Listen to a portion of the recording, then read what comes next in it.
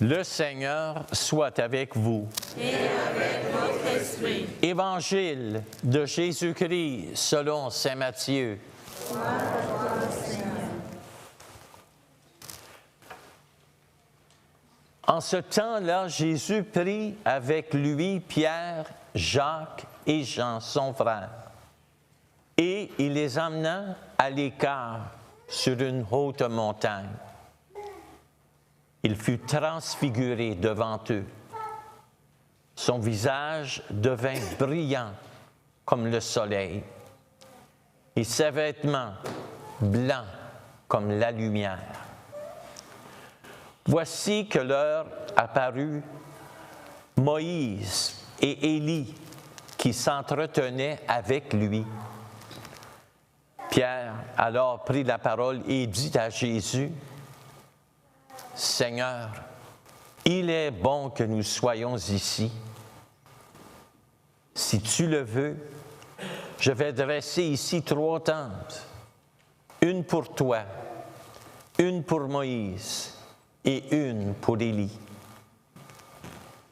Il parlait encore lorsqu'une nuée lumineuse les couvrit de son ombre. Et voici que, de la nuée, une voix disait, « Celui-ci est mon Fils bien-aimé, en qui je trouve ma joie. Écoutez-le. » Quand ils entendirent cela, les disciples tombèrent face contre terre et furent saisis d'une grande crainte. Jésus s'approcha, les toucha et leur dit, « Relevez-vous et soyez sans crainte. » Levant les yeux, ils ne virent plus personne, sinon lui, Jésus seul. En descendant de la montagne, Jésus leur donna cet ordre. Ne parlez de cette vision à personne, avant que le Fils de l'homme soit ressuscité d'entre les morts. Acclamons la parole de Dieu. Louange à toi, Seigneur Jésus.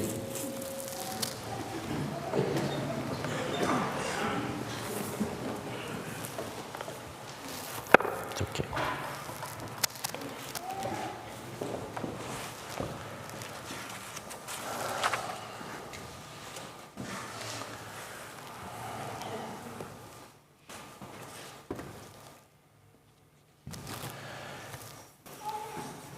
Quand je prépare mon homélie pour le dimanche, je suis pas mal toujours le même déroulement. Ça fait 52 ans que je le fais et puis ça a l'air comme si ça marche. Ce que je fais, c'est que je lis les lectures et je fais ce que j'appelle « je rumine pour toute une semaine ».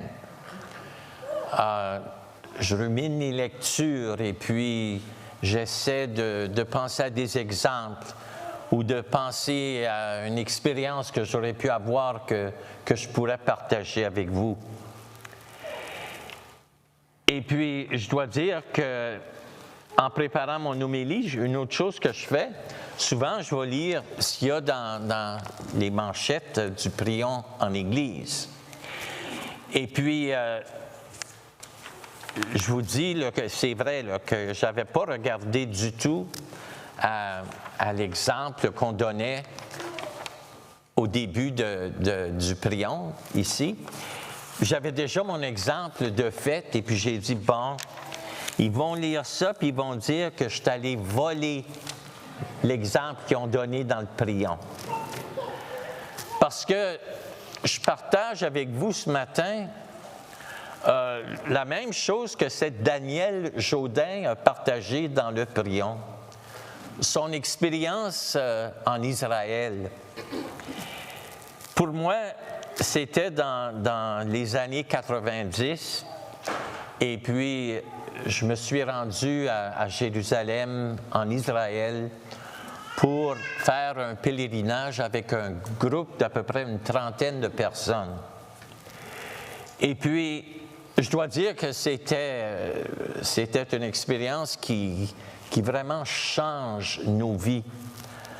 Parce qu'on marche dans les pas où Jésus lui-même a marché.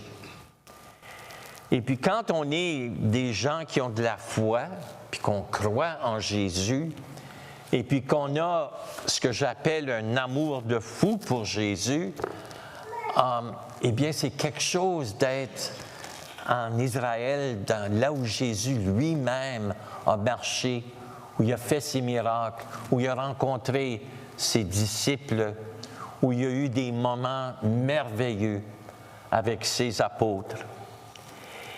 Et je dois dire qu'on était sur le mont Tabor dont on nous parle dans l'Évangile d'aujourd'hui, où on nous dit que Jésus a été transfiguré devant 3 de ses disciples. Et je me souviendrai toujours qu'on se préparait pour célébrer la messe.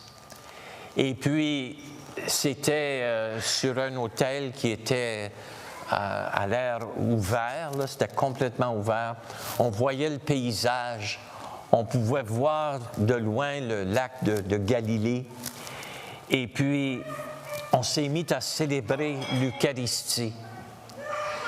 Et puis, on avait à peine commencé le chant d'entrée.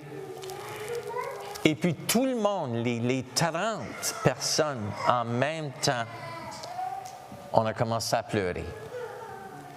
Et je dois dire que ça a duré à peu près une demi-heure avant qu'on soit capable de terminer le chant. Mais tout le monde se disait la même chose. C'est comme si Jésus lui-même était avec nous. On pouvait ressentir sa présence. Ça, c'est bien sûr qu'on le ressent dans plusieurs différentes manières dans nos vies. Si on a une vie spirituelle qu'on veut développer, on a des moments qui sont forts dans notre foi ou dans l'expérience de la foi. Mais je dois dire que sur cette montagne où Jésus avait été transfiguré, quand on a célébré l'Eucharistie, toutes les 30, on a ressenti quelque chose de fort, de beau, et quelque chose qui nous a marqué énormément. Non seulement durant notre voyage, mais je dois dire pour longtemps par après. Quand on célébrait l'Eucharistie, on a décidé qu'on voulait partager, au lieu que ce soit moi qui donne mon homélie, on a partagé notre expérience dans le moment. Je me souviendrai toujours qu'une des dames qui était présente a dit, imaginez-vous que Jésus, qui apparaît à 3 de ses disciples, Pierre, Jacques et Jean, qui se transfigurent devant eux. Et que ces mêmes 2 d'entre eux, plus tard, ont renié Jésus. Et sa réflexion était comme de suite. Elle dit, c'est tellement un soulagement de savoir que Jésus se transfigure, se révèle et se présente encore même aux pécheurs. On ressentait ce même Jésus sur cette montagne qui était là pour chacun et chacune d'entre nous. C'était encourageant de savoir, oui, même si souvent on ne donne pas même le temps de penser à Jésus à tous les jours de notre vie, même si souvent on oublie que Jésus fait part de notre vie, même si souvent on est loin d'être fidèle à ce Jésus qui nous aime, le soulagement nous vient que Jésus nous donne des avant-goûts du royaume même si nous sommes pécheurs. C'est ça la transfiguration qu'on voit dans l'Évangile d'aujourd'hui. C'est un avant-goût de la gloire qui nous attend. Un avant-goût où Jésus nous laisse vivre, si c'est seulement pour quelques moments, sa présence dans nos vies. Puis on a des moments forts comme ça dans chacune de nos vies. Si on est des personnes qui vont prier, si on est des personnes qui vont se dire croyant à Jésus, il faut s'attendre que ce même Jésus se révèle à chacun et chacune d'entre nous. Ce n'est pas quelque chose simplement pour les apôtres ou pour les préférés ou pour les mieux placés dans le domaine spirituel. Ce n'est pas pour ceux et celles qui se semblent ou qui semblent être les plus religieux, mais c'est pour ceux et celles qui ont besoin d'un aperçu, de savoir que ce Jésus est présent même aux pécheurs. Dans notre vie tous les jours, nous en avons en abondance de ces aperçus ou de ces moments forts dans notre voie, dans notre cheminement spirituel. C'est à nous de prier pour les grâces, d'être capable de le voir, de le ressentir, de savoir que Jésus est avec nous, simplement en demandant à Jésus, Jésus reste avec moi. Jésus, sois celui qui se présente devant moi. Et si on prie et si on demande pour ces grâces, le Seigneur nous les accorde. Je vous donne quelques exemples que peut-être vous avez fait l'expérience ou vous allez faire l'expérience de ce Jésus vivant, transformé dans nos vies et dans nos cœurs. Des fois, cet aperçu, cet avant-goût nous vient dans l'amour que nous vivons les uns envers les autres, dans l'amour conjugal, dans l'amour que les couples vont se montrer après des années et des années de mariage, qui vont dire même au milieu de la maladie, au milieu des épreuves, « Je t'aime ». Ça, c'est fort, ça, c'est beau, ça, c'est par la grâce de Dieu. Quand on a besoin de l'aide de quelqu'un, c'est beau de voir quand il y a une communauté qui vient à l'aide de ses frères et de ses sœurs. Puis ça, on le voit toujours dans une communauté quand il y a une mortalité, avec nos voisins ou avec quelqu'un de notre paroisse. On vient en aide, surtout avec la prière, mais aussi avec notre présence pour les autres qui sont en train de souffrir un deuil. Un aperçu de cet amour de Jésus, ça vient dans des moments difficiles de notre vie, où la lumière de Jésus vient transpercer la noirceur des fois de nos cœurs et de nos vies. Ces aperçus de Jésus présents dans notre vie, ça nous vient quand on fait des sacrifices pour un autre, pour quelqu'un qui